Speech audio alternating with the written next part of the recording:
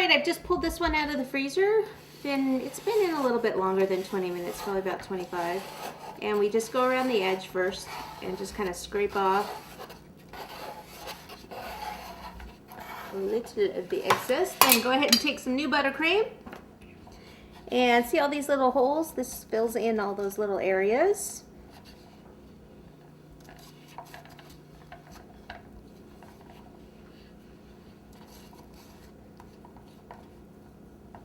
And then take the scraper and go around a couple more times and remove the excess buttercream.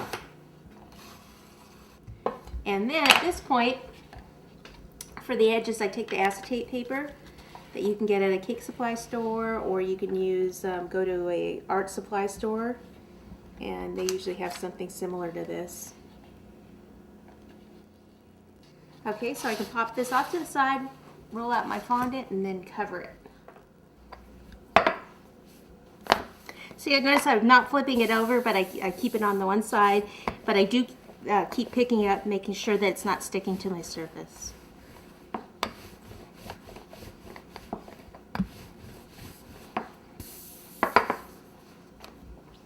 Alrighty, pizza cutter, get rid of some of this thick edge right here. Move that off to the side a little bit. Grab my cake. Now the thing is, this is the small bucket, and I thought that I would actually go ahead and have the small bucket on its side and then the tall one standing up. So what I want to do is, I'm going to need a little bit more buttercream. I'm going to take a knife and I'm just going to cut down here, straight down just a little bit. Some of this buttercream off, just so it doesn't roll when I kind of place it on the side. Get rid of that. So I'll lift it off of this board. Just going to place it on this bigger board. Down like that. And I need to place a little bit of buttercream back here. And if you're not as fast at this, you might want to actually do this part before rolling out the fondant.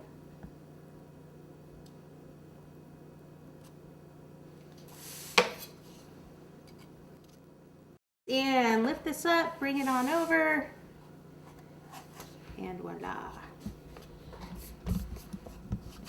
Okay, so I want to start smoothing it down.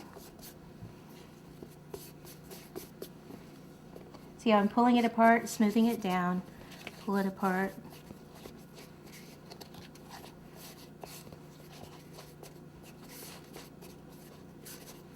And I'll turn it.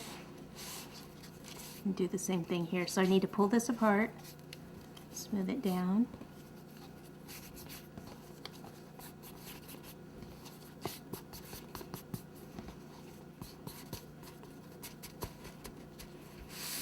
And back here.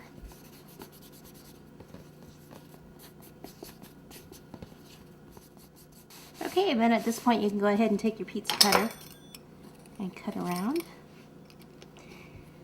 And we are going to place some sugar sand on the board, so you don't have to really worry too much about, you know, the base part, because that'll be covered.